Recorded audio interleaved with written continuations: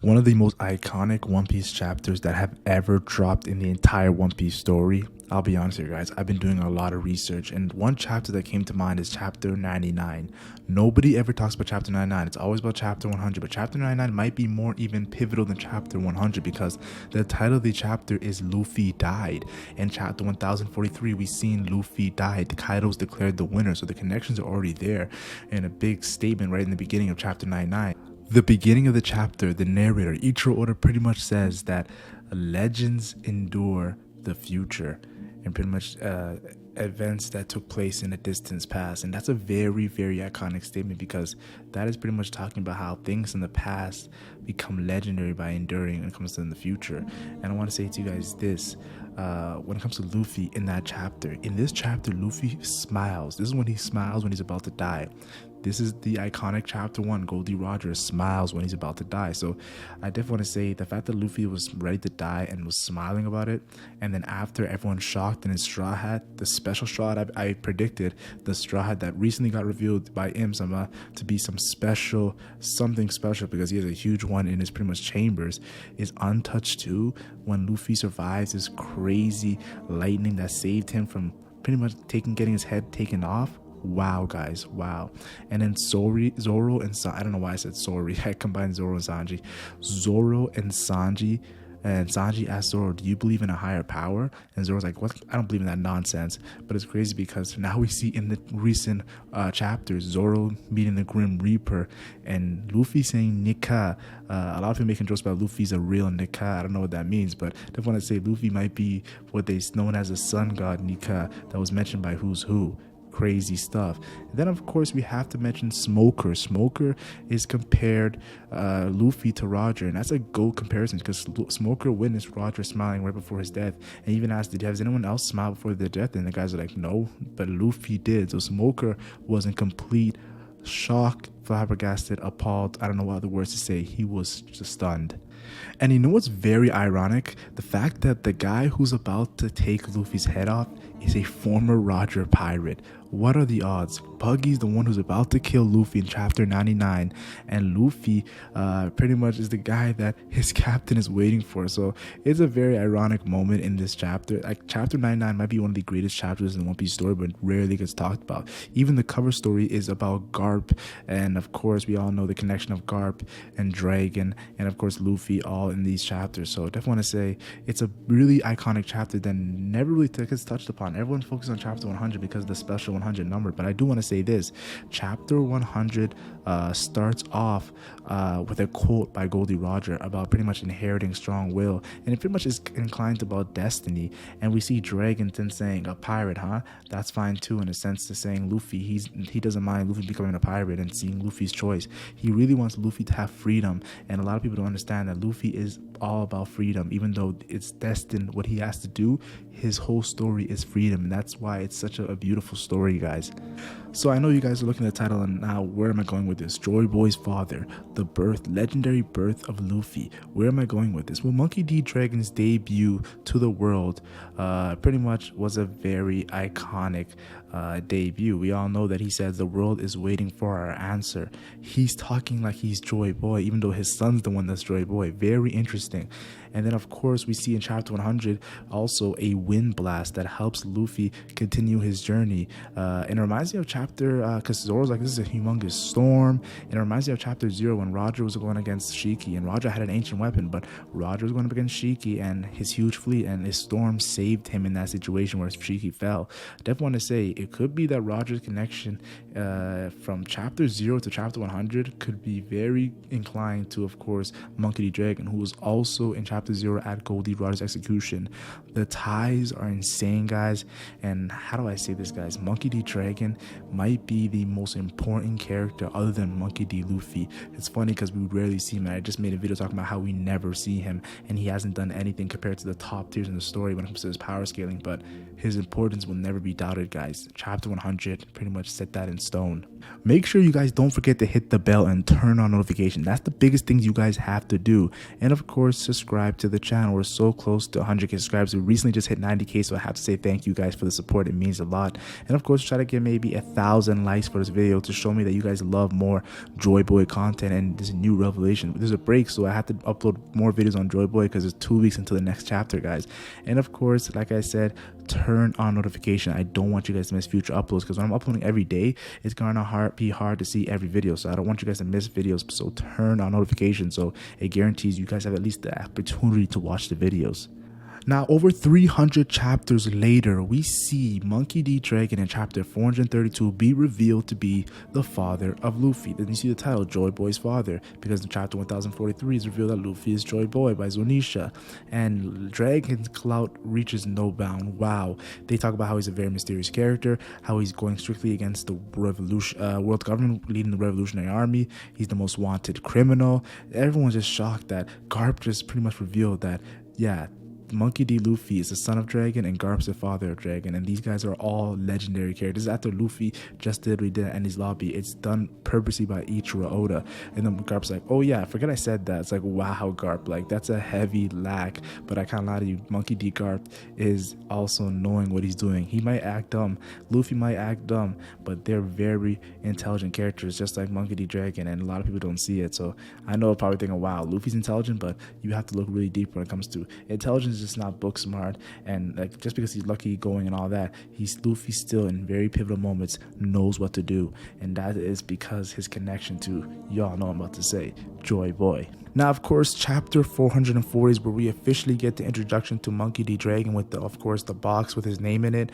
And before we get introduced to Monkey D. Dragon, Whoopslap, the mayor, who before this talked about how Luffy, is it Luffy's dream or is his destiny when it comes to Luffy being that going for high skies and reaching levels of no bound. He talks about how it might be Luffy's destiny. Whoopslap is a very major character because he also knew about the 3 generations of the Monkey D, knowing that Dragon was the son of Garp and Dragon was the father of Luffy. The fact that Whoopslap knew that shows how pivotal of a character he is, even though he looks like a comedic character. He's very, very important. Now, I do want to say this, when it comes to destiny and whatnot, Dragon's official introduction speaks to Luffy about living his life the way he wants to live his life and questioning the world every chance he gets, because when the day happens, the day that they eventually meet will come. Dragon knows that Luffy is gonna have the burden of centuries that White Beard talked about in Marineford. Luffy carries with him the burdens of centuries from 800 years ago, the Void Century. He is Joy Boy, of course. I think Dragon knows about this because Dragon has known Luffy since birth, which is a very spooky situation because this is 600 chapters later, Luffy's revealed to be Joy Boy. So I just want to say, every single time Monkey D. Dragon's on the manga, like in the manga chapters, it's spooky because Oda always has a purpose for him. That's why I always tell you guys, watch out for characters that you rarely see, like Shanks and Dragon, because there's underlining plot lines that Oda is pretty much trying to give to us, but he's not really going to put it right in our face at the moment. But later on, it hits you. Wow, amazing foreshadowing.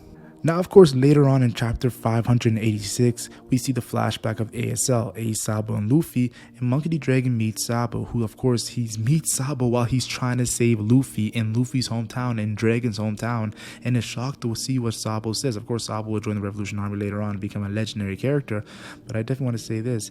He says he won't forget the words that Sabo said, and he can't do anything yet. So Dragon meeting Sabo and saying he can't do anything yet, Dragon knows that he still has limits when it comes to taking over the world and changing the world. He doesn't really want to take over the world, but he wants to change the world because the world government is very, very villainous. So I definitely want to say Monkey D. Dragon shows that weakness, and it's not really weakness, but more so knowing that he is not ready. And Dragon has goals like of Joy Boy level, but the fact that Luffy's Joy Boy, I think Dragon has a higher purpose when it comes to completing his dream.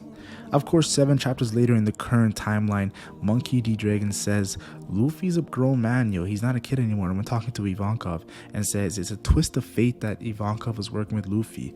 A twist of fate? Dragon is always talking about destiny, dreams, fate, living the way you want to live. I don't think it's all coincidence. Oda is trying to bring to our attention that Dragon is all about fate, and the fact that Monkey D. Dragon is all about fate, I think he knows that Luffy is destined for greatness when it comes to being Joy Boy. I wouldn't be surprised if Dragon knows his own son is Joy Boy, and that's why even when Sabo talks to him, he doesn't want to hear about it, because he knows how important Luffy is, and to reach that level, Luffy has to do it by himself. He can't get the help of Monkey D. Dragon all the time, and I rate it, I respect it. Now, I do want to say this, chapter 593 also has some major stuff. Dragon is talking about Kuma and says, I will explain everything about Kuma, because Ivankov was tripping in Marineford, like, why was Kuma attacking me? My former comrade is attacking me. Well, I just want to say this, remember, Vegapunk is working with Kuma. He's the reason why Kuma is like that, and he's centuries ahead of civilization when it comes to his intelligence. There's obviously a connection between Monkey D. Dragon and Vegapunk, because Vegapunk is not a villain. I'm telling you guys right now, Vegapunk is not a villain. He is a genius, and I feel and the fact that they always put him ahead of characters like Caesar and Judge, and like, I feel like there's obviously a point to this. Vegapunk has bigger goals than all these guys. He's trying to change the world, and the more shocking revelation that will make, how to say this chapter 1043 even crazier, and we'll all have chills. Like, right now I have chills, is because Vegapunk is going to reveal some stuff with Monkey D. Dragon that will change the landscape of the One Piece story. Now, of course, in the recent stuff in the One Piece story, Monkey D. Dragon is being more hands-on. Of course, he talks to Sabo about declaring war on the Celestial Dragon and making his move now. And pretty much say he's not the one. Like, pretty much Monkey D. Dragon knows that he's not the one, Luffy's the one, but he still has to make his move and cause the gears, like how Law caused the gears to chain and move the chain and whatnot in Punk Hazard. So I definitely want to say, seeing the Revolutionary Army leaders gather up and talk about taking out the Celestial Dragons was pretty cool in chapter 904. And of course, Monkey D. Dragon now is stressing. He's stressing. This is the first time we've seen Monkey D. Dragon stress, because last time we saw Monkey D. Dragon, he talks about, oh, it was good to see that my father and son has been revealed now, because my people think I'm human. He said that I'm not so mysterious like they all thought I was. I'm actually human. He loves to be seen as human from his people. And now, of course, seeing him stress, like the first time seeing him have a human emotion of stress and worry about Sabo, with the Sabo battle with Fujitora and Greenbow, and the news that Sabo has died. The news is crazy, guys. I think this all is leading to a very pivotal moment after Wano. After Wano, Joy Boy and Monkey D. Dragon will reunite, and I'm telling you guys right now, the reunion is gonna change the One Piece story forever, guys, forever. So you're probably thinking, Joy Boy's father, Luffy's birth, it's legendary. What am I talking about? Well, here is my speculation, guys. Of course, at the end of the video, I have to do my speculation. Monkey D. Luffy, aka Mr. Joy Boy, is about to hear the news about Sabo after he defeats Kaido. And when he hears that Sabo has passed away, he is going to go ballistic. Now is the time for Monkey D. Dragon to invade. And I feel like there's going to be a crazy panel on Mary Joa of Im-sama involved, but also the Monkey D's. When it comes to Monkey D. Luffy and Monkey D. Dragon reuniting, and eventually how we talked about they're going to meet up, this is the time to meet up for Sabo, their connection to Sabo. And of course, Garp is going to be there. Then maybe having a 3-generation Garp, Dragon, Luffy, maybe Garp passing away in this arc after Wano. I believe Greenbow will be a major villain. Greenbow, the new admiral, something mysterious about that character, with Im-sama being a overarching villain. And I also believe that Luffy will learn the truth of what he really needs to do from his father and his legendary birth, where something amazing happened that they're not going to show us yet, but also very spooky, and it has to do with Luffy's mother too. The reveal is going to create more drama than chapter 1043, guys. Oda always surpasses what he does in the past, and I believe he'll do it again. And Roger, like the fact that Roger said to Ace, and the fact that Luffy said to Ace and Sabo about his dream and they didn't show us, and Roger said the same thing to Oda and Whitebeard, the hype is real. I think this is the time to reveal it, because Luffy is that Nika. Okay, of course, that was a bad joke, but Luffy is, of course, what people have known as the sun god Nika. So I definitely want to say the hype is real for where the story's going, and I believe Luffy's birth, from his actual birth, is where we truly see the first glimpse of Joy Boy, because now we're reaching another level, guys. We're reaching Destiny, and Destiny is always gonna reach a whole nother level. But I want to hear your guys' thoughts. I love reading you guys' comments. What are your thoughts on Joy Boy's father, Monkey D. Dragon, and Luffy's birth and origins, and how many people know Luffy is Joy Boy? Is it just Sunisha, who's friends with Joy Boy?